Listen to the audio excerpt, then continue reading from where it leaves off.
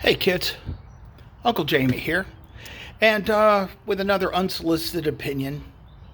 I am that guy. I know nobody asked for it, but here it is anyway.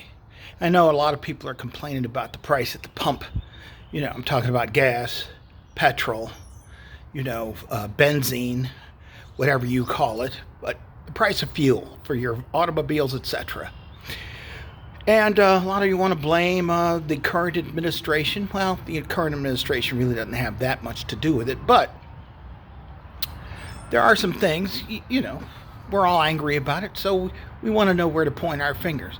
Well, a couple places for the inflation, at least, is, one thing, our supply chains are still messed up because of, and that was 40 years of neoliberal policies that offshored a lot of our manufacturing. So we just simply don't have the inventory here for a lot of items, and we have to rely on international shipments and international trade in order to get those things. And even though we just had a pandemic, nobody's really doing anything to solve that issue. So that's one factor. Another factor is that the Federal Reserve Bank, our central bank here in the States, printed a lot of money for distribution during the pandemic. And so there's a lot of extra dough out there that isn't worth what it might be. So that's causing inflation.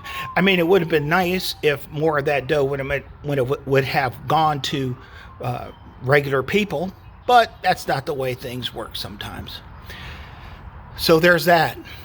And then because there's a political unrest going on in Eastern Europe with Ukraine and Russia, because of the supply chain issues, because of the pandemic and the work shutdowns and slowdowns, etc.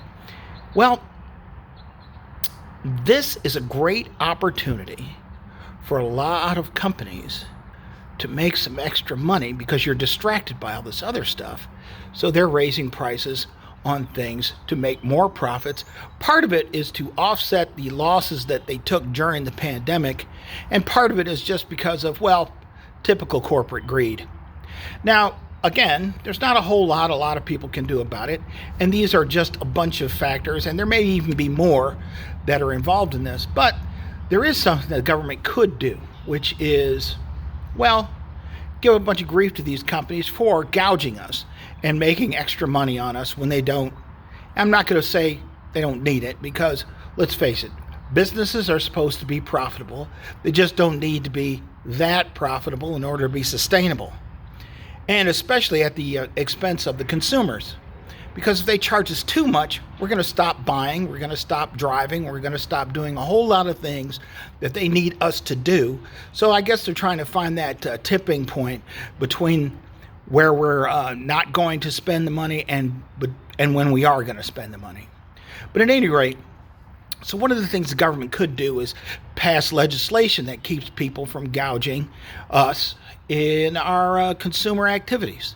And such a bill did get passed in the House. Not a single Republican voted for it, and 4 Democrats voted against it as well. Its likelihood to get passed in the Senate is pretty slim or not at all. And just thought I'd let you know about that stuff. So write your congressman, write your senator, and let them know you don't want to be gouged. Because that is the one thing they could do. And all you have to do is do a Google search, and you'll see that their profit margins have in fact gone up more than the costs have gone up. So these are things you can do. And again, nobody asked me for my opinion, but there it is. And you can do whatever you want with it. Okay, have a good one.